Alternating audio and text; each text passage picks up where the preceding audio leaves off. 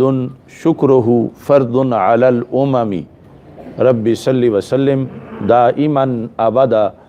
अला हबीबिका खैरिल खल्क़ि कुल्लिहिम। अल्लाह तबारक व तआला जल्ल जलालुहु व अम्मा नवालुहु व तम्मा बुरहानुहु व आज़मा शानुहु व जल्ल ज़िक्रुहु व अज़्ज़ा इस्मुहु की हम्दो सना और हजूर सरवर कायनात मफ़ख़र मौजूदात ज़ीनत बज़्म कायनात दस्तगीर जहाँ गम गुसार ज़मां सैयद सरवरां हामी बेकसां क़ाइदुल मुरसलीन ख़ातमन नबिय्यीन अहमद मुजतबा जनाब मुहम्मद मुस्तफ़ा सल्लल्लाहु अलैहि वालिहि व अस्हाबिहि व बारक वसल्लम के दरबार गौहरबार में हदिया दुरूद व सलाम अर्ज़ करने के बाद अस्सलामु अलैकुम व रहमतुल्लाहि व बरकातुहू।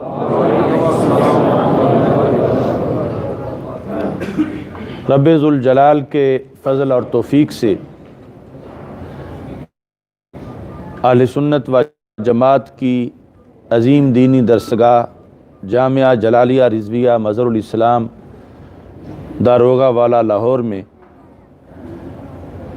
जुमातुल मुबारक के इज्तिमा के मौका पर अज़ीमुश्शान लब्बैक या रसूल अल्लाह सल्लल्लाहु अलैहि वसल्लम कॉन्फ्रेंस का इनेकाद किया जा रहा है। मेरी दुआ है खालिक़ कायनात जल्ल जलालुहु हम सब की इस हाज़िरी को अपने दरबार में कबूल फरमाए। रब्बे ज़ुल जलाल ने हमें दीन इस्लाम को कबूल करने की सआदत अता फ़रमाई है, बल्कि हम वो खुश नसीब हैं कि हमने अपने होश संभालने से पहले ही अपनी माँओं के दूध के अंदर ही इस दीन को कबूल किया हुआ है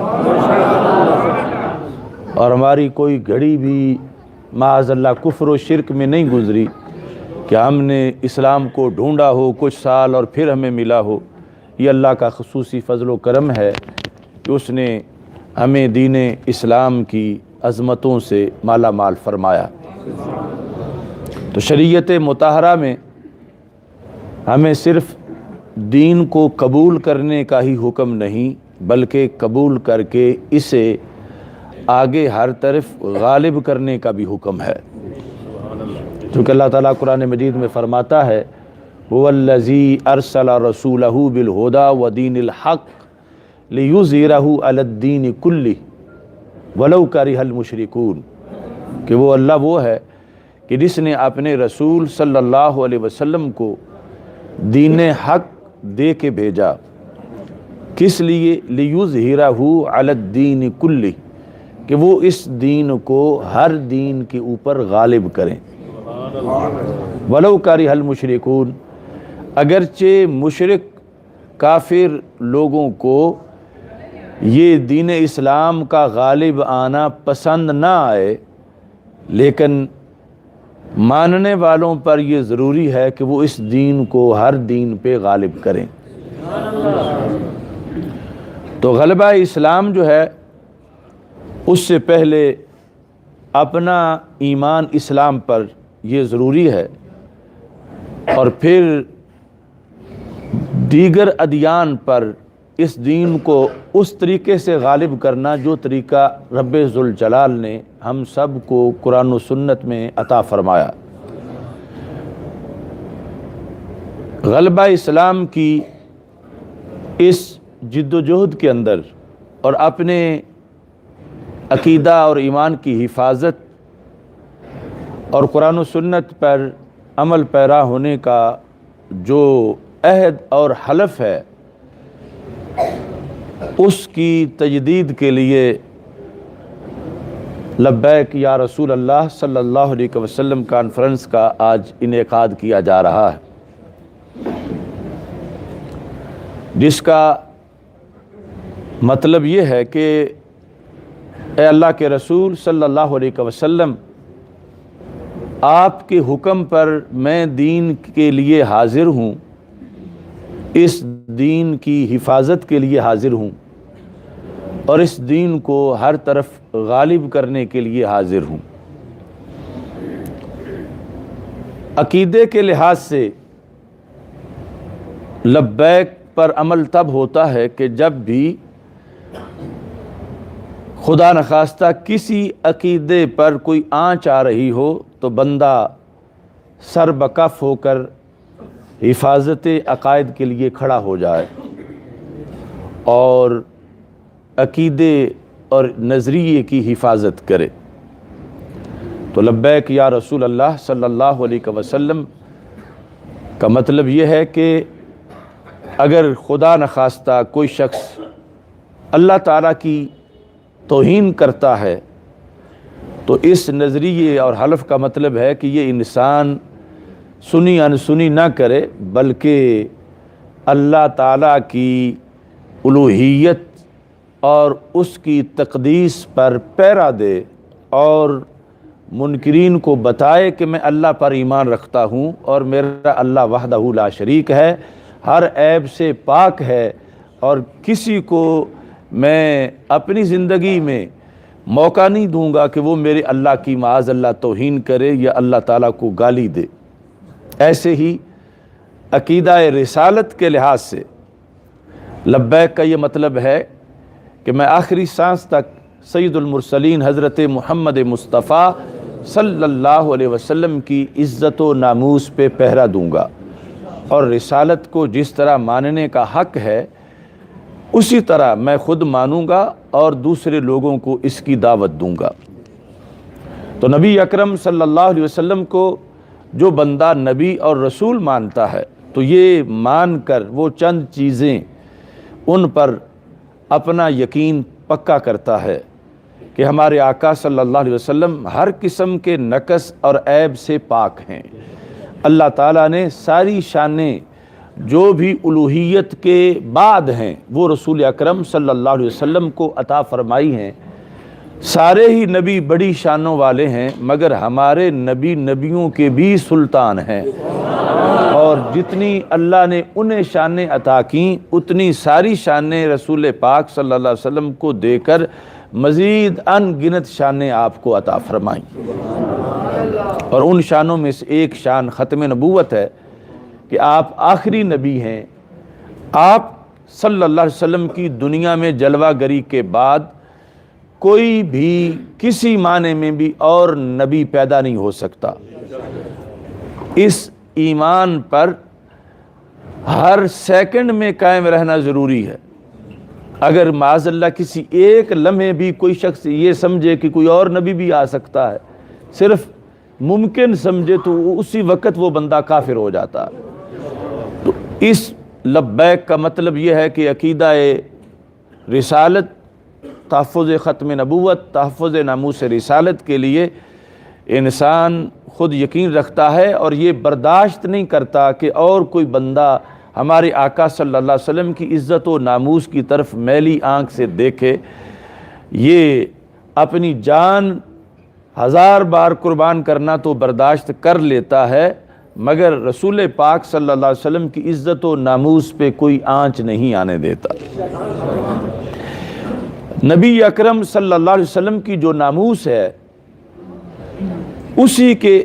ساتھ ہی ریلیٹڈ ہے ناموس اہل بیت رضی اللہ تعالی عنہم، یعنی رسول پاک صلی اللہ علیہ وسلم بلند و بالا عظمتوں والے ہیں تو آپ کی آل بھی بلند و بالا عظمتوں والی ہے، یعنی تمام انبیاء کرام علیہ السلام میں سے سارے انبیاء کے خاندان بڑے عظمت والے ہیں مگر ہمارے آقا صلی اللہ علیہ وسلم کا خاندان سب خاندانوں سے بڑی عظمت والا ہے۔ اور ایسے ہی ناموس رسالت کا ہی حصہ ہے یہ کہ رسول پاک صلی اللہ علیہ وسلم بہت زیادہ عظمتوں والے ہیں اور آپ کے اصحاب بھی بہت زیادہ عظمتوں والے ہیں۔ نبی اکرم صلی اللہ علیہ وسلم کی آل کی تعظیم اور اصحاب کی تعظیم یہ دونوں ہی ایک جیسی لازم ہیں عشق رسول علیہ السلام کے لیے، یعنی اسی بندے کا ایمان رسالت پر ہے جو سرکار دو عالم صلی اللہ علیہ وسلم کی آل کا بھی ادب کرتا ہے اور اصحاب کا بھی ادب کرتا ہے، اور اگر ان میں سے کسی کی وہ معاذ اللہ بے ادبی کرے یا سینے میں بغض رکھے تو یہ کہا جائے گا کہ اس کا رسالت پر ایمان ہی نہیں، کہ اللہ کے رسول علیہ السلام تو ان کی ہر نسبت عظمت والی ہے کہ وہ جہاں پاؤں رکھیں وہ زمین ساری زمینوں سے زیادہ شرف والی بن جاتی ہے۔ تو اس بنیاد پر آپ کی آل اہل بیت اطہار رضی اللہ تعالیٰ عنہم اور آپ کے صحابہ رضی اللہ تعالیٰ عنہم، ان سب کی تعظیم ہر مسلمان پہ لازم ہے، اور اس کا سبب ذات رسول علیہ السلام ہے کہ نبی اکرم صلی اللہ علیہ وسلم کی وجہ سے ہم سب پر لازم ہے کہ ہم رسول پاک صلی اللہ علیہ وسلم کی ہر نسبت کا ادب کریں اور احترام کریں، اور پھر اس پہ پیرا دیں کہ کوئی بھی ہمارے آقا صلی اللہ علیہ وسلم کی نہ تو آل پاک کے بارے میں میلی آنکھ سے دیکھے اور نہ ہی آپ کے صحابہ کرام رضی اللہ تعالی عنہم کے بارے میں کسی طرح کی وہ توہین یا بے ادبی کرے۔ تو لبیک کا یہ جو خلاصہ ہے، نعرہ تکبیر، اللہ اکبر، نعرہ رسالت، لبیک لبیک یا رسول اللہ، لبیک لبیک لبیک یا رسول اللہ، لبیک لبیک نبوت زندہ باد، زندہ باد، تاجدار ختم نبوت زندہ باد، تاجدار ختم نبوت زندہ باد، زندہ باد، سجدی مرشدی یا نبی یا نبی۔ تو اس لحاظ سے سارے فرائض بہت لازم ہیں، مگر ناموس مصطفیٰ صلی اللہ علیہ وسلم پر پہرا دینے والا فریضہ سارے فرائض کی بھی جان ہے۔ نماز دن میں 5 مرتبہ ادا کر لیں تو ہم نے فریضہ ادا کر لیا، حج زندگی میں 1 بار ادا کر لیں تو ہم نے اللہ کی طرف سے لازم کیا گیا فریضہ ادا کر لیا۔ صاحب استطاعت نے جب 1 مرتبہ کیا، باقی سب کرے گا تو نفلی ہوں گے۔ زکوٰۃ 1 بار ہے سال میں، اور رمضان کے روزے 1 ماہ ہیں 11 مہینوں کے بعد، مگر نبی اکرم صلی اللہ علیہ وسلم کی عظمت و شان پر پہرا دینا یہ زندگی میں 1 بار نہیں، سال میں 1 بار نہیں، مہینے میں 1 بار نہیں، دن میں 1 بار نہیں،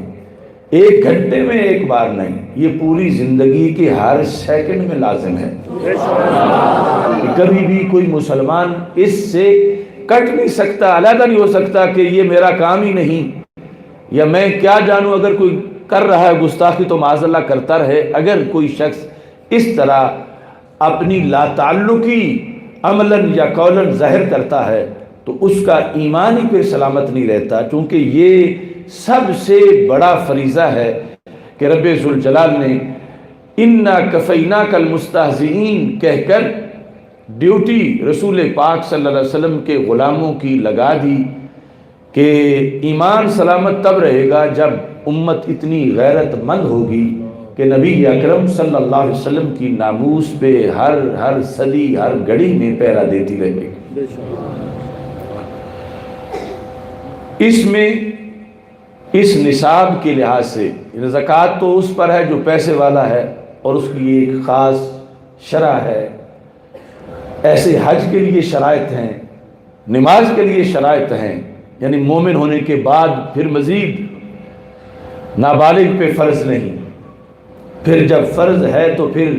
اس کے لحاظ سے مزید شرائط ہیں۔ تحفظ ناموس رسالت کا فریضہ امیر پر بھی ہے، غریب پر بھی ہے، چھوٹے پر بھی ہے، بڑے پر بھی ہے، دن میں بھی ہے، رات میں بھی ہے، اور یہ فرض ادا کرنا اسے جہاں تک ممکن ہے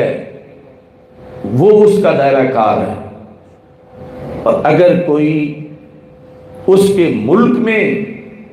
اس طرح کی خرابی کرتا ہے تو پھر بھی اس پہ لازم ہے، اور اگر کوئی دور کافروں کے ملک کے اندر ایسا کرتا ہے تو پھر بھی شریعت کے مطابق جتنا کچھ اس کی طاقت اور وسعت میں ہے اس کے لحاظ سے اس پر لازم ہے کہ یہ اس کے خلاف آواز بلند کرے اور حتی المقدور اس توہین کو روکنے کا اہتمام کرے۔ میں جب جیل میں تھا، سیری کے دنوں میں ہی فرانس کے ملعون صدر نے نبی اکرم نور مجسم شفیع معظم صلی اللہ علیہ وسلم کی توہین کے بارے میں وہ جسارت کی جو پہلی بار ہوئی۔ توہینیں یورپ میں، ویسٹ میں ہوتی رہتی ہیں، اور یہ مذموم اور بدترین سلسلہ وہاں پر فریڈم آف سپیچ کی آڑ میں، آزادی اظہار کی آڑ میں کیا جاتا ہے، مگر ماضی میں جب بھی ایسا ہوا تو اس ملک کے حکمران نے اپنے ذمے نہیں لیا اور نہ اس کی حمایت کی اعلانیہ لفظوں میں، اگرچہ ہوتا ان کی مرضی سے ہی ہے۔ یہ پہلی بار فرانس کا ملعون صدر ہے کہ جس نے سرکاری سطح پر معاذ اللہ ثم معاذ اللہ ہمارے آقا صلی اللہ علیہ وسلم کے خاکے بنانے کے لحاظ سے اس نے خود ان کو اون کر کے اس نے بکواس کیا کہ یہ اظہار جو فریڈم آف سپیچ ہے، آزادی اظہار ہے، اس کا یہ ایک حصہ ہے خاکے بنانا، اور پھر سرکاری سطح پر معاذ اللہ وہ توہین کے خاکے مختلف عمارتوں پہ لگائے گئے۔ اس جسارت پر مسلم حکمرانوں پر فرض ہو گیا کہ وہ عوام کا فریضہ تو عوام تک ہے، لیکن حکمران کا فریضہ حکمران والا ہے کہ وہ اس کا بدلہ لیتے، اور اس میں ایک تو وہ ہیں جنہوں نے ایسا کام کیا، اور ایک یہ بھی ان کے ساتھ برابر کا ہی نہیں بلکہ زیادہ جو اس کی وسعت پرستی میں ایسا برا کام کیا جا رہا تھا۔ تو یہ صرف ایک دو مذمتی بیان دینے پر ادا ہونے والا فرض نہیں تھا اور نہ ہی ادا ہوا۔ بندہ ناچیز نے جیل سے فتویٰ اس سلسلہ میں لکھا کہ اس کی دو صورتیں ہیں، یعنی اگرچہ اس کے ضمن میں یہ بھی ہے کہ ان کا سفیر نکالا جائے، اور اب تک یہ حکومت یہ کام بھی نہیں کر سکی، حالانکہ شریعت کے لحاظ سے جو توہین کرے صرف اس ملک کے سفیر کو نکالنا یہ کافی ہی نہیں، اس سے آگے کا فرض ہے۔ صرف اس کی بنی ہوئی چیزیں مصنوعات کا بائیکاٹ یہ کافی ہی نہیں، اگرچہ ہماری حکومت تو یہ بھی سرکاری سطح پر اعلان نہیں کر سکی کہ ان کی مصنوعات کا بائیکاٹ کرے یا ان کے سفیر کو نکالے، لیکن شریعت میں جو تقاضا ہے ہمیں مسلمان کی حیثیت سے وہ تقاضا پیش تو کرنا چاہیے اقوام عالم کے سامنے، اور اس کے لحاظ سے آواز بلند کر کے کم از کم جتنا ہمارا دائرہ کار ہے اس کے مطابق اس کا اظہار تو کرنا چاہیے۔ اگر کسی نے کسی سے ایک ڈرم دودھ لینا ہو اور وہ دعوی یہ کرے کہ میں نے اس سے ایک پیالی لینی ہے دودھ کی، تو اس کا وہ تقاضا کیسا پورا ہوگا، یعنی اصل حق، جبکہ جو ہے لازم ہے وہ تو مانگ ہی نہیں رہا۔ ایسی صورت جو اس صدی کے ان حالات میں فرانس کے صدر کی اس گندی جسارت پر لازم ہوئی مسلمانوں کے حکمرانوں پر،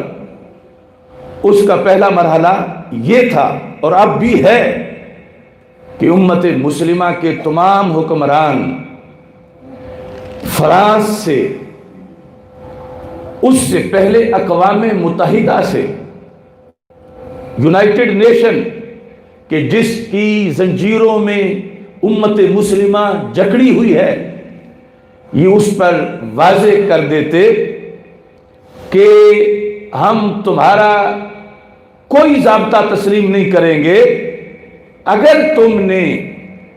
اس ملعون صدر کو امت مسلمہ کے سپرد نہ کیا۔ اور دوسری طرف فرانس کی حکومت پر یہ واضح کرتے کہ یہ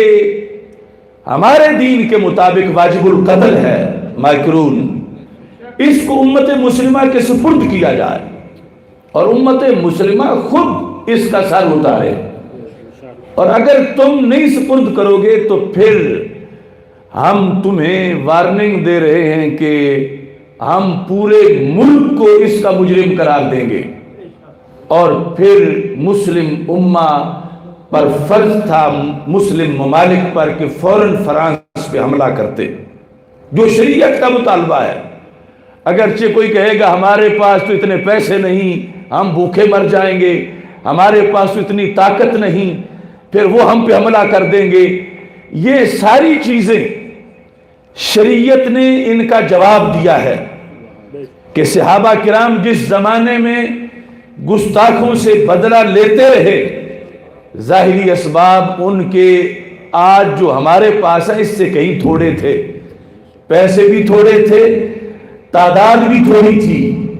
اور اسباب بھی تھوڑے تھے، لیکن چونکہ یہ ہے کہ اس امت کو جینے کا حق ہی نہیں کہ جس کے رسول صلی اللہ علیہ وسلم کی توہین ہو جائے اور وہ بدلہ نہ لے، تو پھر جینے کا جواز بحیثیت مسلم تلاش کرنے کے لیے یہ ضروری ہے کہ وہ اقدام کیا جائے جس کا رب نے حکم دیا ہے، وَمَن يَتَّقِ اللَّهَ يَجْعَلْ لَهُ مَخْرَجًا وَيَرْزُقْهُ مِنْ حَيْثُ لَا يَحْتَسِبُ۔ اللہ فرماتا ہے جب تم میرے بندے ہو اور تمہارا یقین ہے کہ میرے کن کا مقابلہ امریکہ جیسی کروڑوں حکومتیں بھی نہیں کر سکتی، تو تم عزم تو کرو، ارادہ تو کرو، نکلو تو صحیح، جو فرض ہے اس کی ادائیگی کا تم رستہ تو اپناؤ۔ اللہ فرماتا ہے قرآن مجید میں وَمَن يَتَّقِ اللَّهَ يَجْعَلْ لَهُ مَخْرَجًا، جو رب سے ڈر کے کہ اگر میں نے رب کی بات نہ مانی تو اس کا عذاب بڑا سخت ہے، جو رب سے ڈر کے نکل پڑے۔ اللہ فرماتا ہے کروڑوں لوگ اس ایک بندے کو گھیر کے محصور کرنا چاہیں تو نہیں کر سکتے، رب اس کا رستہ ضرور بنا دیتا ہے۔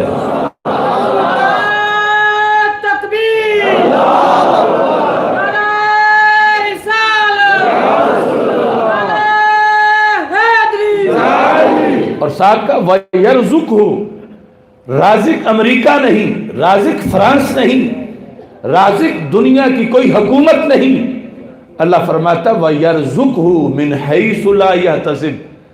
اللہ اس کو وہاں سے رزق دے گا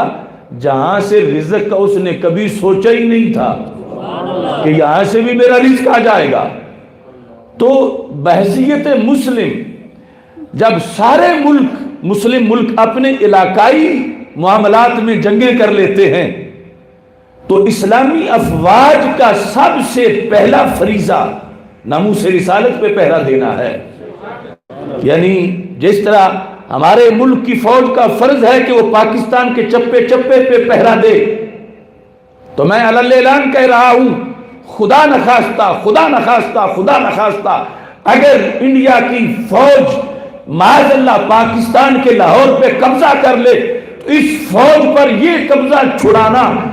فرض ہے، مگر اتنا فرض نہیں جتنا فرانس کے ملعون صدر کا سر اتارنا فرض ہے۔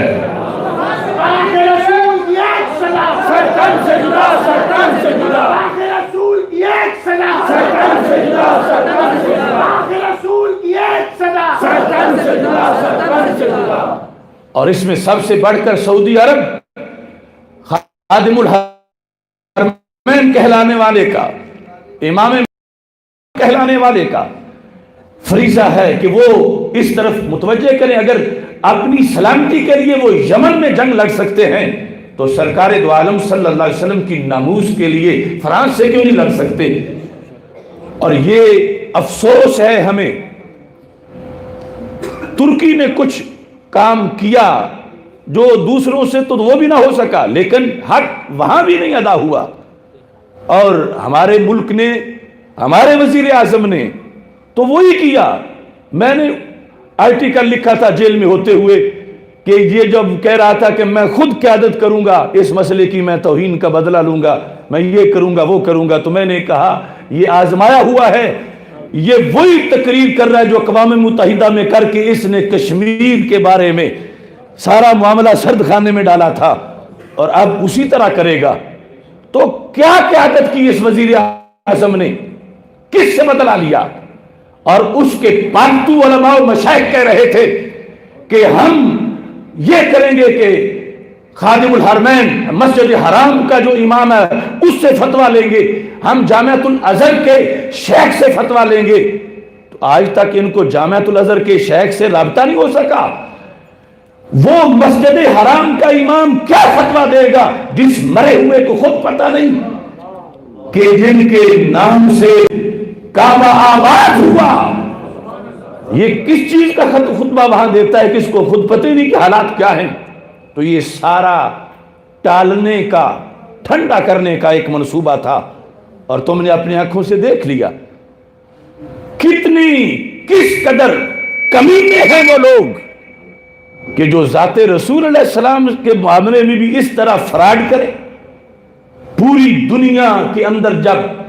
مسلمانوں کے جذبات بھڑک رہے تھے کہ بدلہ لو بدلہ لو بدلہ لو، ایک کٹیا والا بھی کہہ رہا تھا کٹیا جل جائے جان نکل جائے کوئی بات نہیں، مگر فرانس کے گستاخ صدر سے بدلہ لو۔ تو حکومت اور حکومت کے اعلی کار گونگے علماء و مشائخ، انہوں نے لوگوں کے جذبات کو ٹھنڈا کیا، نہیں نہیں ہم خود کر لیں گے، تم جلوس نہ نکالو۔ جلوس نکالنے والوں پر تشدد کیا کہ ہم خود جو مسئلہ حل کر رہے ہیں۔ تو کیا مسئلہ حل کیا؟ مسئلہ دفن کرنے کی کوشش کی، لیکن یہ فریضہ تو دفن ہوتا نہیں، یہ فریضہ آج بھی باقی ہے۔ لہذا آج کی لبیک یا رسول اللہ صلی اللہ علیہ وسلم کانفرنس سے میں وزیر اعظم عمران خان سے پوچھنا چاہتا ہوں کہ تم نے وعدہ کیا تھا کہ میں اس تحریک کی قیادت کر کے خود گستاخوں سے نمٹوں گا، تو کیا تم نے کیا؟ تم تو اس کے بعد بیان بھی نہیں دے سکے، کرنا کیا تھا؟ دھوکہ کیا تم نے قوم سے، اور اتنے مقدس مشن سے دھوکہ کیا۔ ہماری زبانیں بند کرتے ہو، ہمیں جیلوں میں ڈالتے ہو، تو یہ دنیا کی جیلیں، یہ قید تنہائی، یہ آخرت جہنم کے عذاب کے 1 منٹ کا کروڑواں حصہ بھی نہیں۔ ہم یہ تو برداشت کر لیں گے، مگر ہم جہنم جانے کے لیے کوئی ایسی خاموشی نہیں کریں گے۔ آج ہم مطالبہ کر رہے ہیں اپنی حکومت سے کہ وہ ہمیں بتائیں کہ کیا پیش رفت ہوئی اس مسئلے میں، جبکہ ہمیں پتہ ہے کہ کچھ بھی نہیں ہوا۔ تو پھر اپنی آخرت کو یاد کرو، نام لیتے ہو ریاست مدینہ کا، اور تاجدار مدینہ صلی اللہ علیہ وسلم کی عزت و ناموس کے وعدے کر کے بھول جاتے ہو۔ ہماری ڈیوٹی، اگر پارلیمنٹ میں ہوتے تو وہاں بولتے، اگر منبر پہ ہیں تو یہاں بول رہے ہیں، جیل میں تھے تو وہاں بولے، اور قلم سے جب ملا تو لکھ کے فتویٰ بھیجا، اخبارات میں جس کی ہمت تھی انہوں نے چھاپا۔ آج پھر ہم وہی مطالبہ حکومت سے اس موقع پر کر رہے ہیں، اور یہ جان تو ادنا سی چیز ہے سرکار کے در پہ نذرانہ پیش کرنے کے لیے، اور اس سے پہلے گرفتاریاں اور یہ جیلیں اور یہ تشدد، یہ تو معمولی سی بات ہے۔ اس واسطے میں کہہ رہا ہوں یہ بازی عشق کی بازی ہے، تم عشق کو کیسے جکڑو گے؟ کئی لاکھ جلالی بولیں گے، تم کتنے جلالی پکڑو گے؟ کچھ اس روز جزا کو یاد کرو جب ظلم تمہارا بولے گا، فرعون بنے ہو کرسی پہ، تم رب کو کیسے کرو گے؟ اس بنیاد پر ہمیں اپنا فرض نبھانا ہے، اور اگر یہ کہیں کہ تم صرف تقریریں کر سکتے ہو تو میں حلف اٹھاتا ہوں کہ تم مجھے بھیجو، اکیلے کو بھیج دو مکرون کے مقابلے میں، آخر جان تو دے ہی سکتا ہوں نا لڑتے لڑتے۔ اور اگر کہو گے تو ہم تحریک لبیک یا رسول اللہ صلی اللہ علیہ وسلم کی طرف سے، یعنی جو پیادہ جنگ ہے فرانس کے خلاف اتمام حجت کے بعد، لاکھوں مجاہد پیش کر دیں گے۔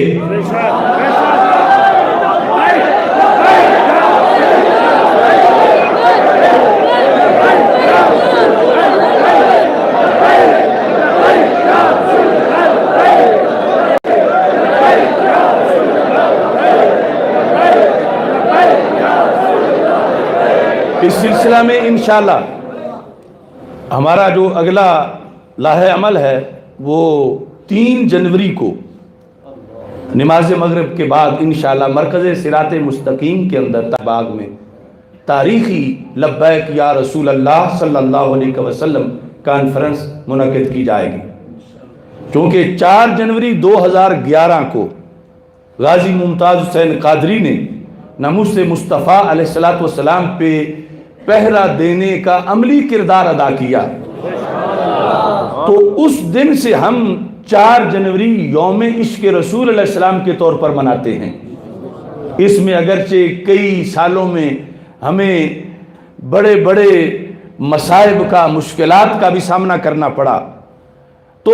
4 جنوری والا وہ پروگرام، چونکہ اس سے پہلے ایک دن اتوار ہے، شام کو اس دن مغرب کے بعد 3 جنوری مغرب کے بعد انشاءاللہ مرکز صراط مستقیم میں یہ پروگرام ہوگا، جس کا ایک مقصد تو غازی ممتاز حسین قادری شہید کو خراج تحسین پیش کرنا ہے،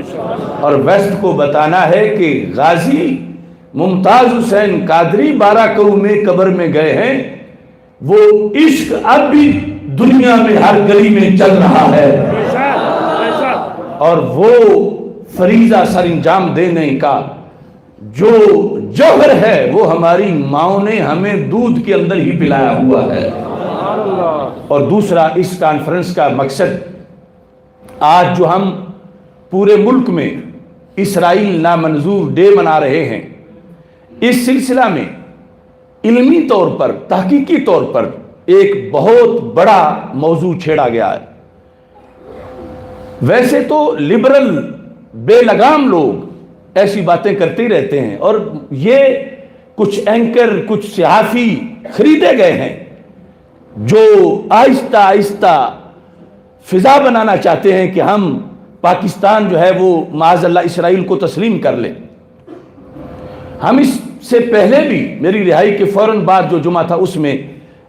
قرآن و سنت سے یہ احکام بتا چکے ہیں، لیکن چند دن پہلے ایک نام نہاد مولوی نے، دیوبند کا، وہ پیچھے نظریاتی کونسل کا چیئرمین بھی رہا ہے، محمد خان شیرانی، اس نے قرآن مجید کی ایک آیت پڑھ کے اسرائیل کو تسلیم کرنے کا دعویٰ کیا ہے۔ اگرچہ اس نے تقریر ساتھ پریس کانفرنس میں پشتو میں کی ہے، اس پر اسرائیل کے اندر جشن منایا گیا ہے۔ ربوہ ٹائم قادیانیوں نے اس کو اپریشیٹ کیا ہے کہ دیکھو پہلے تو دوسرے دعویٰ کرتے تھے، اب یہ ان کا مولوی ہے، ایم این اے رہا ہے، یہ چیئرمین رہا ہے نظریاتی کونسل کا، اور وہ یہ کہہ رہا ہے اور قرآن پڑھ رہا ہے اور 7 علماء کو دعوت دے رہا ہے، یا قوم ادخلوا الارض المقدسہ التي كتب اللہ لکم، کہ یہ ترجمہ کر کے کہ رب نے یہ فلسطین والی زمین تو یہود کو الاٹ کی ہوئی ہے، الاٹ کی ہوئی ہے، یہ اس نے لفظ بول کے تو کہا کہ تکلیف کیا ہے، جو رب نے الاٹ کی ہوئی تھی ان کو تو وہ انہوں نے لی ہے، تو وہ تو ناجائز قبضہ ہے ہی نہیں، اسے مان لینا چاہیے۔ یہ مکتبہ علماء دیوبند جمیعت علماء اسلام کا محمد خان شیرانی، یعنی یہ بات تو کوئی عام چھوٹی سی مسجد کا مولوی بھی کرے، مولوی تو کیا عام کوئی لبرل اینکر بھی کرے، ہم سے ہضم نہیں ہوتی۔ اور اتنا بڑا لیڈر، اور وہ پریس کانفرنس کر کے اور اس پر اسرائیل تک تبصرے ہو رہے ہیں انگلش میں کہ دیکھو یہ ان پڑھ ملا جو ہے وہ تو کہتے ہیں اسرائیل تسلیم نہ کرو، اور یہ پڑھا ہوا ہے، اس نے تو آیت سے ثابت کر دیا ہے کہ اسرائیل کو معاذ اللہ تسلیم کیا جائے۔ اور ادھر عرب کچھ جو حکمران ہیں وہ پہلے لیٹے ہوئے ہیں، اور خدا کا خاص فضل ہے کہ بندہ ناچیز نے اسی وقت 9 جنوری کو 4 کا یہ واقعہ تھا، آپ میں سے بہت سے لوگ شامل ہوں گے، ایوان اقبال کے اندر مفکرین، ججز، وکلاء، شیوخ الحدیث کے سامنے تقریباً 4.5 گھنٹے دلائل دے کر یہ ثابت کیا تھا کہ یہ دہشت گرد نہیں، امت کی آنکھوں کا تارا ہے۔ تو آج اس موقع پر ہمارے جیتے ہوئے قرآن کے معنی بدل کر، کفر کا رستہ دکھا کر اسرائیل کو تسلیم کرنے کی تقریریں کی جائیں تو ہمارے جینے کا فائدہ کیا ہے؟ تو انشاءاللہ 3 جنوری کا جو سیمینار ہے اس میں اس آیت کا جو صحیح مطلب ہے اس پر بندہ ناچیز پورا مقالہ پیش کرے گا، خود اس آیت سے پہلے، اس کے بعد، خود اس کے الفاظ کے لحاظ سے جو 14 صدیوں میں صحابہ سے لے کر آج تک امت میں جو معنی پڑھا لکھا جاتا رہا، جو قرآن کی منشا ہے، جو صحابہ کو سرکار نے پڑھایا ہے، وہ ثابت کر کے بتاؤں گا کہ یہ شیرانی یہ یہود کی بولی بول رہا ہے، یہ قرآن میں یہ مطلب ہے ہی نہیں جو وہ نکالنا چاہتا ہے۔ اور اب لائیو میں اس کو اور اس کے سمیت کوئی بھی اسرائیل کو تسلیم کا جو حامی ہو وہ مناظرہ کرنا چاہے تو بندہ ناچیز پوری دنیا کے اسرائیل کے حامیوں کے ساتھ ہر وقت لائیو مناظرہ کرنے کے لیے تیار ہے۔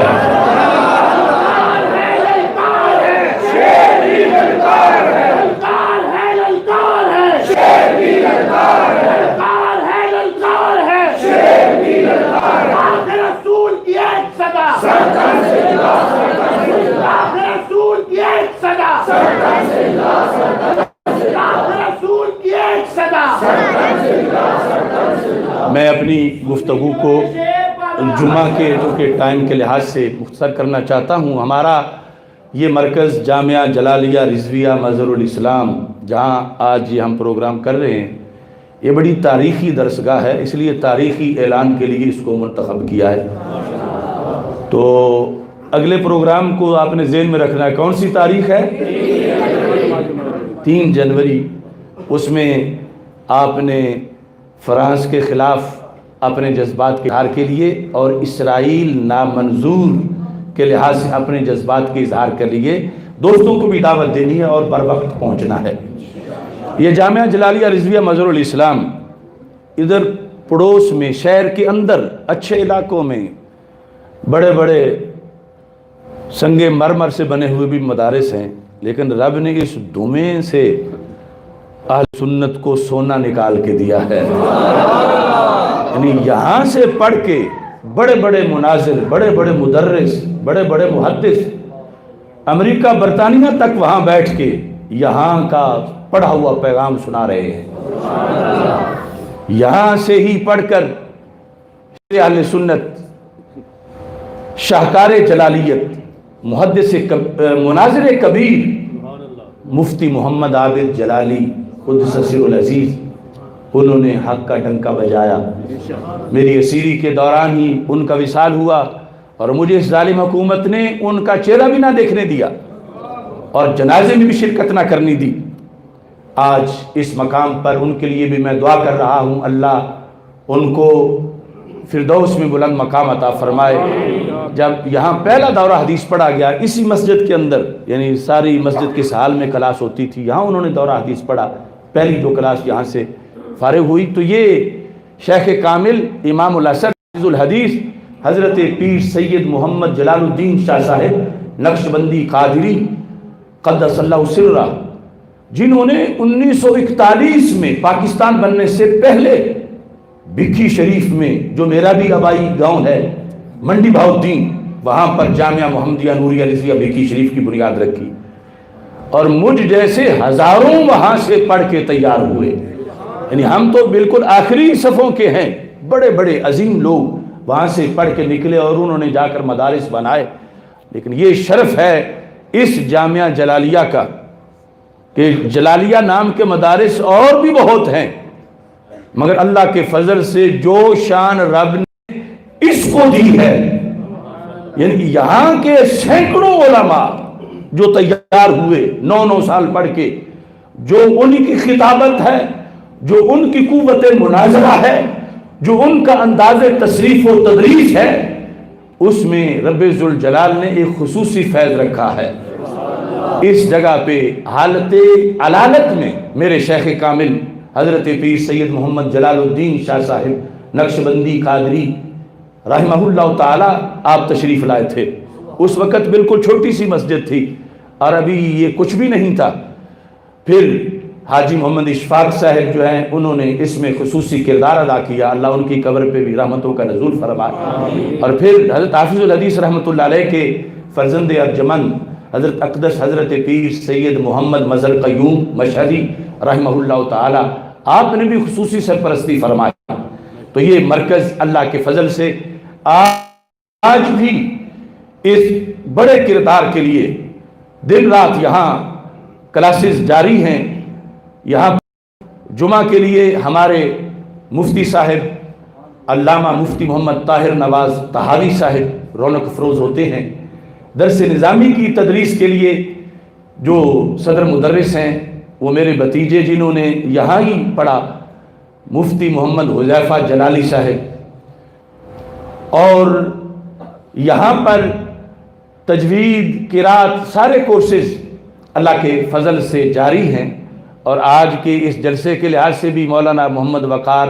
نقشبندی صاحب، مولانا طلحہ جلالی صاحب، دیگر تمام احباب نے، آپ سب نے توجہ کی، ورنہ چند منٹ بھی یہاں بیٹھنے والے کو دھواں کی وجہ سے سانس لینے میں پرابلم شروع ہو جاتا ہے۔ اللہ سے دعا کرتے ہیں کہ اللہ اس دھویں کو دور کرے اور اس مرکز کو رب ذوالجلال مزید ترقیاں عطا فرمائے۔ انشاءاللہ اس میں جو روحانیت ہے، اگرچہ بظاہر تو آلودگی وغیرہ کے مسائل ہیں، لیکن اس روحانیت کی وجہ سے انشاءاللہ آلودگی بھی دور ہوگی اور قیامت تک اللہ کے فضل سے یہاں علماء تیار ہوتے رہیں گے۔ آپ بھی جو قریب لوگ ہیں بالخصوص یہاں خصوصی دلچسپی لیا کریں، اور یہاں جو ہمارے علماء موجود ہیں ان سے رابطے میں رہا کریں۔ اللہ تعالی ہم سب کا حامی و ناصر ہو۔ خالق کائنات جل جلالہ ہمارے مراکز کو لاہور میں یا دیگر جو پوری دنیا میں ہیں، اللہ ان سب کو ہر قسم کے شریروں کے شر سے محفوظ فرمائے، اور دین کے لحاظ سے جو ہم پر فریضہ عائد ہوتا ہے رب ذوالجلال ہمیں اس کی نگرانی، اس کو ادا کرنے کی توفیق عطا فرمائے۔ وآخر دعوایا ان الحمد